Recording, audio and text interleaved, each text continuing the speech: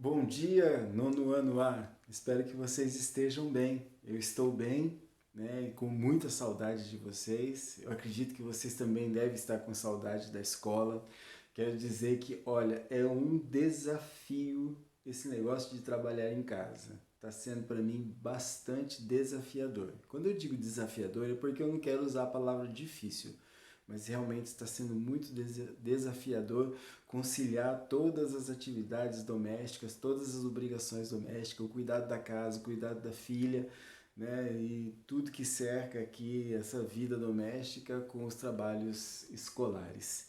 Então eu sei que assim, você que olha, tá de parabéns, você que tem acompanhado as aulas, você tem que se esforçado a entregar as atividades para os professores, parabéns, porque eu sei o quanto que está sendo, para mim, está sendo difícil. Eu imagino que para alguns alunos, para algumas alunas, também esteja sendo difícil. Mas nós seguimos dessa maneira. Né? É importante para nossa segurança, para o bem comum, para o bem do coletivo, é importante que a gente se mantenha ainda, né, sem a escola, que a gente mantenha nosso trabalho assim remoto, certo? E a gente vai dando continuidade ao que nós estamos aprendendo. Só que nesse segundo bimestre nós vamos sair um pouquinho do Brasil. Eu convido você a viajar comigo e nós vamos pegar um avião ou um navio e nós vamos parar lá na Europa. E depois a gente vai também dar uma passeada na África e na Ásia. Como no primeiro bimestre a gente ficou focado, né, estudando sobre o que acontecia no Brasil no final do século XIX e até a metade do século XX, agora nós vamos ver o que acontecia no mundo nesse mesmo período, certo? Então eu convido você para embarcar comigo nessa viagem. E nessa nossa primeira aula, o nosso primeiro tema é esse aqui: o neocolonialismo e o imperialismo.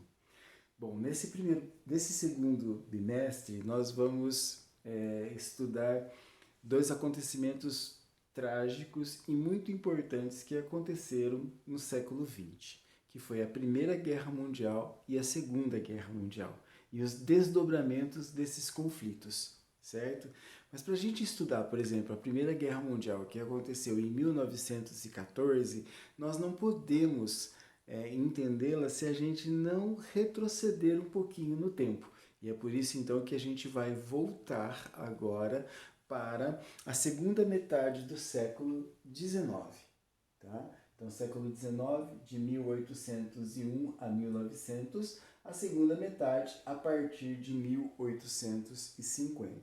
É nessa data aqui que nos interessa para o tema da nossa primeira aula, né, desse segundo bimestre, sobre o neocolonialismo e o imperialismo. O que foi o neocolonialismo e o que foi e o que é o imperialismo, certo? Bom, para que a gente possa entender, né, os motivos que levaram o mundo a vivenciar a Grande Guerra, a Guerra de 1914, nós temos que compreender esses processos históricos que é o neocolonialismo e o imperialismo. E para a gente entender, a gente tem que saber qual era o contexto, que se vivia, como se vivia, o que acontecia nessa Europa de 1850, que a gente está aqui, no século XIX, certo? Então, para que a gente possa entender o que estava acontecendo, é importante que eu fale para você a respeito da segunda fase da Revolução Industrial. A primeira fase da Revolução Industrial você estudou o ano passado com a professora Edna, quando ela deu aula para vocês sobre a Revolução Industrial, o surgimento das máquinas. Eu estou trabalhando lá no oitavo ano, essa mesma matéria, trabalhei com eles no primeiro bimestre, essa matéria que foi o surgimento das máquinas. Agora, nós estamos no ano de 1850, ou seja, 100 anos depois que a primeira máquina foi inventada. E é claro que todo esse tempo, né, trabalhando com as máquinas, houve muitos aprimoramentos, muitos avanços tecnológicos que proporcionaram que as indústrias tivessem um aumento significativo na sua produção. Ora, se a indústria tem um aumento significativo da sua produção, ela necessita do quê? Ela necessita de um mercado consumidor. É necessário que haja consumidores para esses produtos industrializados, correto? Bom, Lá na primeira fase da Revolução Industrial, essa revolução ela esteve muito concentrada na Inglaterra. Já na segunda fase da Revolução Industrial, são vários os países da Europa que são industrializados. E fora delas, fora da Europa, é importante eu destacar para você dois países que também estão industrializados no século XIX, que é os Estados Unidos e o Japão. Esses países também são imperialistas, países imperialistas. E aí você pode me perguntar, mas professor, o que significa ser um país imperialista? Bom, a palavra imperialista vem de império, correto? Então, primeiro, você tem que entender que esses países industrializados, eles se transformam em impérios, né? E esses impérios significam assim, impérios econômicos, impérios de produção, né? Países que, né, que se desenvolve através da indústria e do capital financeiro, se transformando em grandes potências, verdadeiros impérios. E aí eles impõem essa sua economia, a sua política a outros países. Isso é uma atitude imperialista. Então note que o neocolonialismo ele é um processo histórico que aconteceu principalmente no século XIX. Mas o imperialismo é uma prática que ainda acontece nos dias de hoje. Entendeu? Então veja, nós temos aqui dois processos históricos. Né? O neocolonialismo, que é o processo que foi a dominação ou a ação imperialista desses impérios, seja os Estados Unidos, seja o Japão ou seja os países europeus que impunham, né, a dominação a outros países que eles julgavam ser inferiores. E a gente vai chegar lá nessa questão aí desse racismo que foi defendido no século XIX por esses impérios europeus. Sim, esses países eles defendiam que populações de outras localidades, principalmente do continente africano e do continente asiático, eles eram inferiores aos europeus. Isso dava o direito dos europeus, segundo essas teorias racistas, quero dizer, racistas. Essas teorias racistas, elas, segundo essas teorias, os europeus teriam o direito de impor a sua cultura e a sua civilização a esses outros povos, porque esses povos precisavam, claro, dessa luz, de toda essa inteligência dos europeus. Tudo isso é uma balela racista. Isso não é verdade. Essas teorias elas não têm base científica. Na verdade, elas até foram consideradas teorias científicas no século XIX, mas depois, claro, todos os estudos sobre biologia, sobre os estudos sobre a espécie humana, desmentiram essas teorias racistas do século XIX. Mas veja, lá no século XIX, essas teorias estavam na moda. Inclusive, o governo brasileiro, seja no final do Império ou no começo da República, o governo brasileiro facilitou, né, a imigração de europeus para o Brasil. Justamente, e ele justificava essa atitude para colaborar para o embranquecimento do Brasil. Olha só esse absurdo. Né? Então, muitos imigrantes, né, tiveram a imigração facilitada para o Brasil, né, justificada nessa teoria do embranquecimento do Brasil. Tá? Bom, e isso é uma atitude extremamente racista, né? Essas teorias, eu quero voltar a dizer, elas têm base racistas e elas são responsáveis por até hoje, né, por absurdos que a gente assiste dentro da nossa sociedade, na sociedade humana em geral. Bom, a gente está falando disso, eu estou falando de Revolução Industrial e vamos voltar aqui para essa segunda fase da Revolução Industrial. Essa segunda fase da Revolução Industrial, como eu já disse, ela contou com muitos avanços tecnológicos. Esses avanços tecnológicos, eles trouxeram uma maior produtividade às indústrias. E lembrando a você que agora, nessa segunda fase da Revolução Industrial, essa revolução, essa industrialização, ela não está só restrita a poucos países, a poucas localidades na Europa, não, mas nesse momento a industrialização ela tomou conta de grande parte dos países europeus. Esses países então se transformam em grandes produtores de matéria industrializada e eles precisam de um mercado consumidor. E como eles garantem esse mercado consumidor? Bom, eles então, como eles se sentem superiores, então eles partem para uma colonização de territórios na África e na Ásia. Vê então o mapa da Ásia e da África. E aqui você vê então essas cores na legenda mostram então os territórios que foram dominados pelos europeus. Então, onde é rosa, então você sabe que é dominação da Inglaterra, Grã-Bretanha, Inglaterra. Onde você tem essa cor verde, musgo, aí você tem a dominação da França. Então, grandes territórios de terra foram dominadas pelos europeus, com a justificativa. Qual que era a justificativa dessa dominação?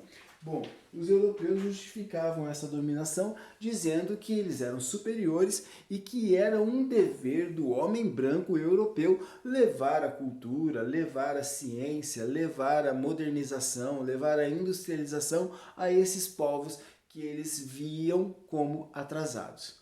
Balela racista. Repito em todas as letras, balela racista, certo? Bom, mas essa balela racista, essas teorias racistas, claro que ela era muito bem-vinda, né, dentro da Europa, né? Lá no continente europeu, o europeu se achava superior, né? E alguns povos dentro da Europa se achavam superiores ainda, mesmo que a outros europeus, né? Que é o caso, por exemplo, dos alemães daquela época. Eles achavam que eles descendiam de uma raça superior dentre os europeus. Vai vendo. E aí você vai ver que isso só poderia acabar em tragédia. E acabou numa das maiores tragédias já produzida pela humanidade, que foi o Holocausto durante a Segunda Guerra Mundial. E a gente vai estudar sobre isso, mas lá um pouquinho mais para frente. Por enquanto a gente vai ficar aqui na segunda metade do século XIX. Bom, nessa segunda metade do século XIX, esses avanços tecnológicos e científicos levaram a um número grande de invenções. Sim, invenções. Desde a máquina fotográfica, o telefone, o telégrafo, o radiofone, que mais? O cinema, o elevador, o aspirador de pó, a geladeira, o automóvel, a bicicleta. Mas você vai dizer, mas a bicicleta não é uma máquina. Bom, mas olha, é interessante você pensar que apesar da bicicleta não ser uma máquina, ela demorou tanto tempo para ser inventada. Não é interessante? Imagina que o homem jamais, né, durante a maior parte do tempo da humanidade, o homem jamais ele imaginou que ele poderia manter-se em equilíbrio sobre as rodas. Olha só que interessante. E a bicicleta é também uma invenção dessa época aqui. Bom, diante de tantas essas invenções, né, que facilitavam a vida dos seres humanos, olha, agora os prédios podiam ter mais de 10 andares, porque tinha o elevador. Antes, os prédios não tinham 10 andares porque também não tinha uma estrutura tão resistente que pudesse ser a base dessa construção. Mas foi aí também, nesses processos de avanços tecnológicos, que o homem inventou uma liga muito resistente. Sabe qual é? O aço. E era o aço responsável, então, para que pudesse ser feitos esses arranha-céus, esses prédios com mais de 15, 20 andares.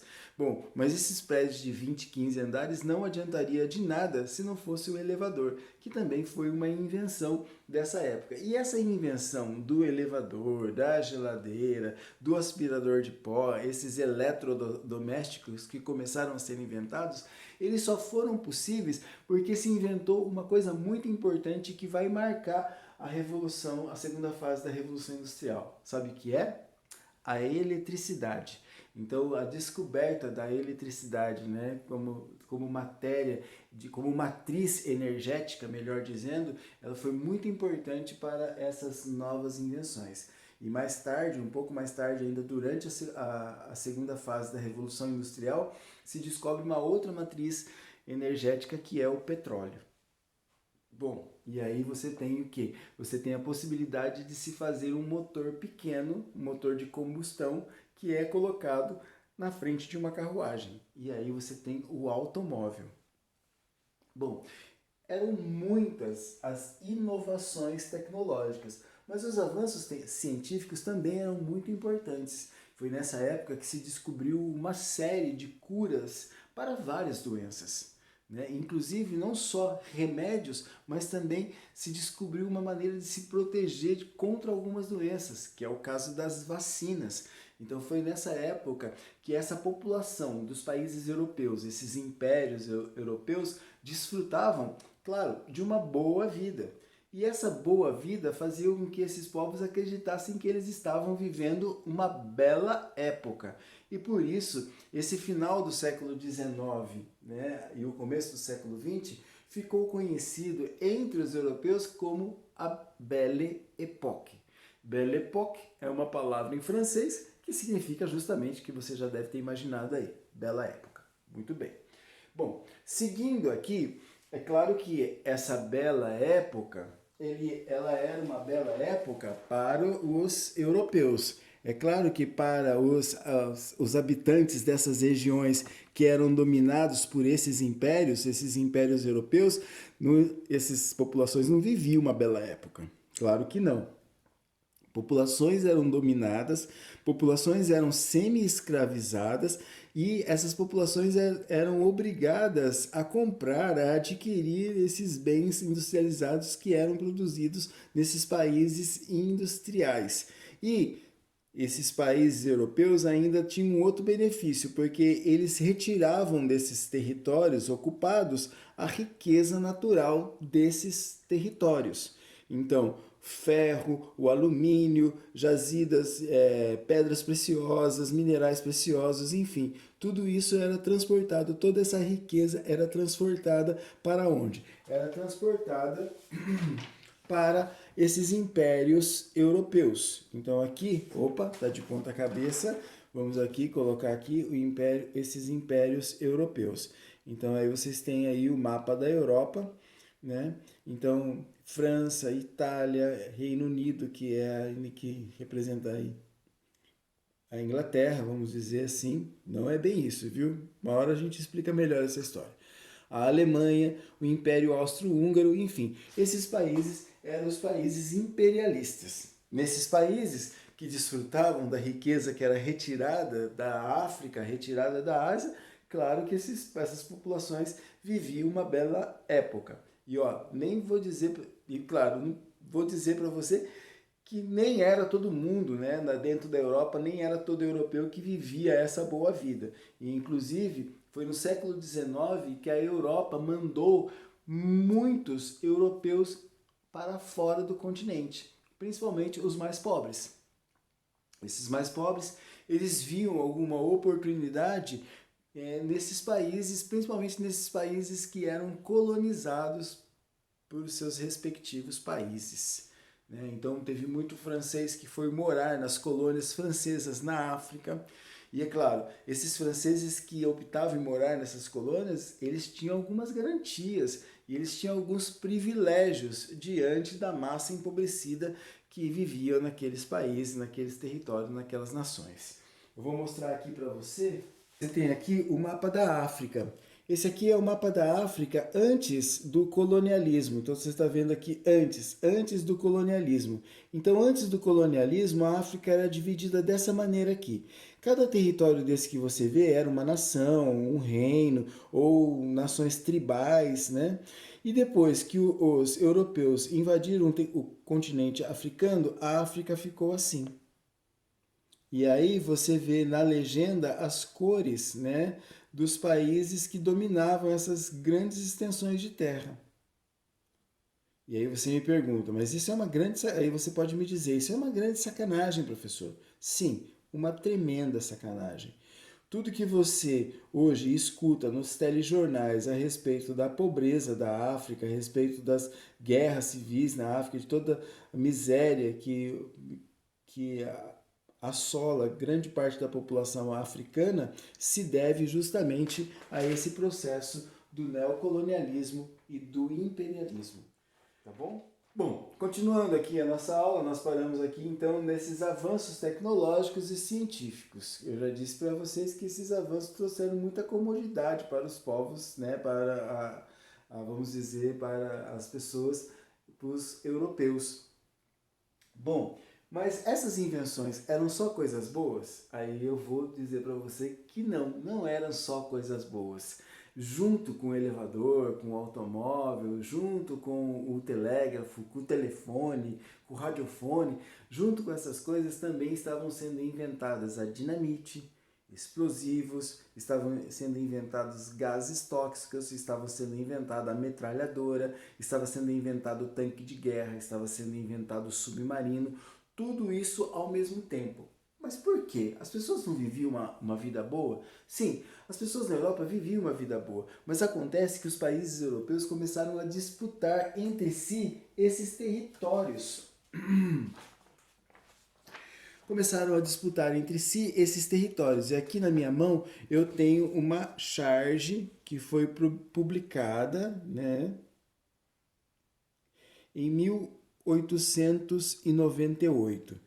Nessa charge você vê então um chinês bravo lá atrás, aqui o chinês, né? Você está vendo o chinês, está muito bravo. E aqui você tem uma mesa com um japonês, com um alemão, com a rainha inglesa, com o rei do Império Austro-Húngaro, né? E aí você tem essa representação, se eu não me engano, eu acho que é da Rússia. E aí você tem aqui uma pizza. E ela está sendo repartida. E a pizza tem um nome. Se você ver aqui embaixo, está escrito Shine, que é China em inglês. Tá? E é por isso que você tem um chinês bravo lá atrás querendo, vão embora daqui, vai embora da minha terra.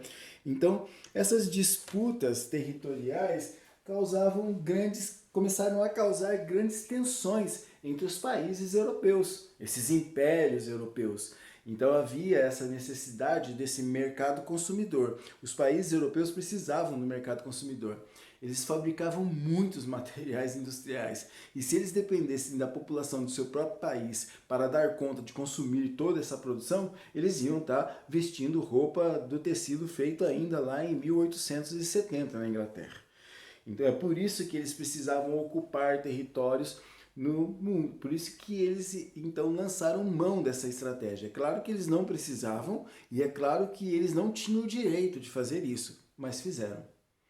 E esse neocolonialismo é que ainda hoje impõe uma pobreza a grande parte do povo africano, né, do continente africano.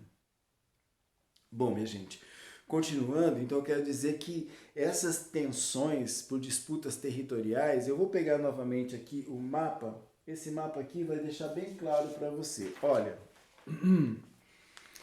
esse aqui é o mapa da África depois da Conferência de Berlim. O que foi a Conferência de Berlim? A Conferência de Berlim foi um encontro de países europeus que aconteceu, como já diz, na cidade de Berlim, e os líderes dos países europeus, eles dividiram a África. E a África ficou dividida dessa maneira.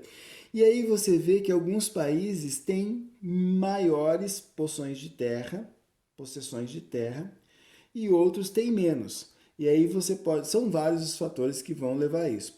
Primeiro, o país que chegou primeiro e tomou conta e conseguiu tomar conta, né, conseguiu manter essa dominação, né, e aí precisa de exército, precisa de armas, precisa de um grande exército, né, para manter a ordem nessas regiões que estão ocupadas. Quando eu digo manter a ordem, é reprimir as tentativas natural desses povos se rebelarem contra essa dominação europeia. Veja, por exemplo, se você for aqui para a África do Sul, que é esse país aqui no sul da África, se você for lá hoje, pegar um avião e for para lá, sabe que língua que você vai falar lá? Então, olha a cor que está aqui. Então, se você for para a África do Sul, você vai falar inglês. Se você for para a Argélia, você vai falar francês. Certo? Então, assim,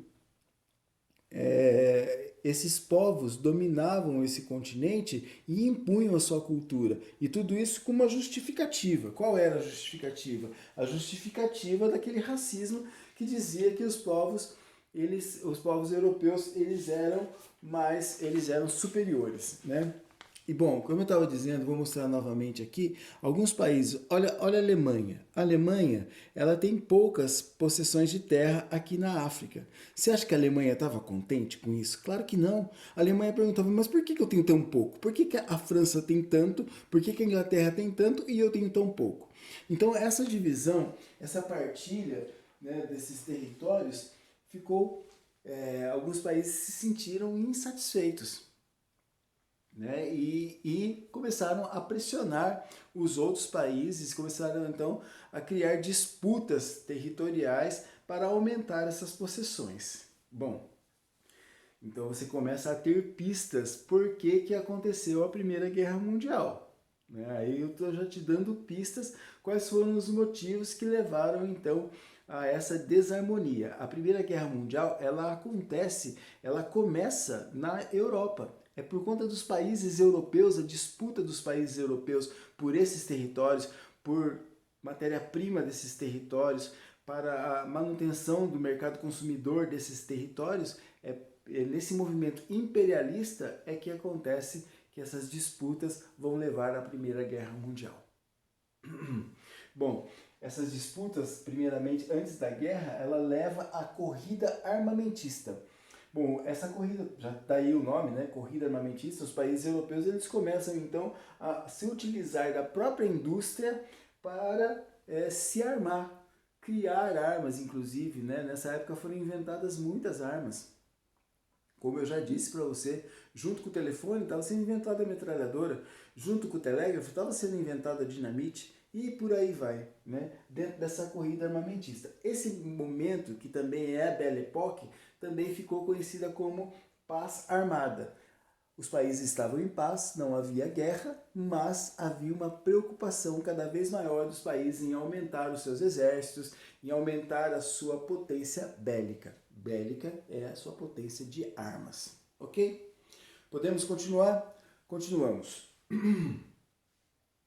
Bom, esses impérios, então, eles têm, claro, uma propaganda dizendo, olha, aqui a Inglaterra é o maior império do mundo, né? Lá na Alemanha, né? Se você tivesse a oportunidade de ir para a Alemanha, você ia ouvir dizendo, não, que a Alemanha era o maior império do mundo. E havia essa disputa mesmo entre Inglaterra e Alemanha para saber qual era, no final do século XIX, qual era o país mais rico.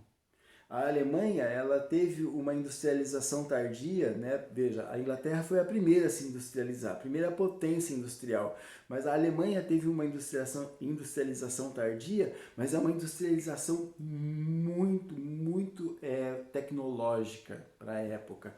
Tanto é que a indústria alemã produzia as máquinas para as outras indústrias.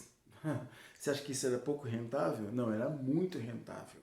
Né? Então aí havia uma disputa entre a Alemanha e a Inglaterra para saber qual era o país mais rico do mundo, certo? E aí é interessante, eu já vou adiantar para você que quando acaba a Primeira Guerra Mundial, nem a Alemanha e nem a Inglaterra é o país mais rico do mundo. E aí fica aí essa pergunta aí, deixa essa pergunta no ar. Qual seria ao final da Primeira Guerra o país mais rico do mundo? Bom, um outro fator muito importante para que a gente possa entender os motivos da Primeira Guerra Mundial está no nacionalismo. Né? Então veja, os países estavam cada um dizendo que ele era o melhor. Né? A Inglaterra dizia que ele era o maior império, a Alemanha, essa disputa entre a Alemanha e a Inglaterra. Existiam também, teve uma guerra que aconteceu em 1870, que foi a Guerra Franco-Prussiana, que foi a guerra entre a França e a Alemanha. Nessa guerra, a Alemanha saiu vitoriosa e, por sair vitoriosa, ela se sentiu no direito de pegar uma parte do território francês. Sim, ela anexou no norte da França um território chamado Alsácia-Lorena. O alemão falou assim, não, a gente ganhou a guerra, a gente vai pegar esse pedaço do território aqui e a gente vai aproveitar. E era uma região, né, rica em minério, né? E é claro que os franceses não gostaram nem um pouco dessa atitude da Alemanha e aí nutriam, né, um sentimento de revanchismo. E os franceses ficavam, olha o que os alemães fizeram com a gente, tomaram o nosso território, né? E aí os alemães se achavam, a gente tomou porque a gente é superior. Então, esse nacionalismo, de um lado, né, você tem o revanchismo, né, que é causado, a gente foi lesado, a gente foi vítima. E do outro lado você diz, aquele que se sente superior. Então isso também foi um dos motivos, né, para a Primeira Guerra Mundial, esse nacionalismo exagerado, esse amor exagerado que enxerga no outro o inimigo. E aí, nessa enxergar no outro inimigo, você tem essa corrida armamentista, né? E essa corrida armamentista, é claro que algumas pessoas mais sensíveis na sociedade já previam. Se você pegar alguns escritores, alguns romances escritos na época, né, você vai ver que esses escritores estavam preocupados aonde que ia levar, aonde se ia chegar com esse nacionalismo exagerado, com essa paz armada, com essas disputas territoriais. Eles já, de certa forma, previam um grande conflito. O que as pessoas não podiam imaginar é que esse conflito fosse tão destruidor. E a gente vai saber dos motivos na próxima aula. Aqui nós vamos seguindo dizendo que essas disputas territoriais fizeram com que os países europeus eles participassem do que foi chamado de política de alianças. O que foi a política de alianças? Bom, aqui fica mais fácil, assim fica mais fácil explicar para você o que foi então a política de alianças. Então você tem aqui circulados de azul o Império Alemão, o Império Austro-Húngaro e a Itália. Esses três países formaram então o bloco chamado Tríplice Aliança, enquanto que França, Inglaterra e Império Russo formaram então o que se chamou a Tríplice Entente. Então esses dois blocos, eles se rivalizavam. Eles, claro, entre si eles tinham acordos políticos e econômicos, mas eles se rivalizavam, né, um com o outro, né? E isso tudo por conta dos revanchismos. Lembra que na guerra do Império Alemão contra a França em 1870, essa região aqui, foi essa região aqui que o Império Alemão anexou, né, a seu império, né? E isso causou uma grande ferida entre os franceses, né? E aumentou com aquele nacionalismo exagerado. Bom, então a gente vai ver, né, que essa política de alianças foi o que favoreceu para que um conflito regional, um conflito que aconteceu aqui, e a gente vai ver isso na próxima aula, se transformasse num conflito generalizado e se espalhasse para todo o mundo, o que foi a Primeira Guerra Mundial. Mas isso já é um assunto para a nossa próxima aula. Bom, estamos finalizando a nossa aula, espero que você tenha gostado da aula de hoje. Né? Junto com essa aula que você vai assistir, eu estou enviando no roteiro de atividades alguns textos curtos para que você possa ter um embasamento e assim responder algumas perguntas que eu estou enviando junto ao roteiro de atividades. Tá certo? Então eu fico por aqui, espero que você fique bem e até a próxima semana. Forte abraço. Não posso deixar de dizer, se você tiver dúvida, me procura, não fica com dúvida não. Esse assunto é bem interessante. Não dá para falar aqui em 40 minutos tudo sobre o neocolonialismo, o imperialismo, mas é um assunto bastante interessante. E se você ficou interessado em alguma parte dessa aula e quer aprofundar os seus estudos, fala comigo. Eu vou adorar te indicar algumas leituras ou falar com você, conversar com você a respeito de algum desses pontos que foram tratados aqui na nossa aula de hoje. Tá certo? Um forte abraço para todos vocês. Até a próxima. Valeu, gente!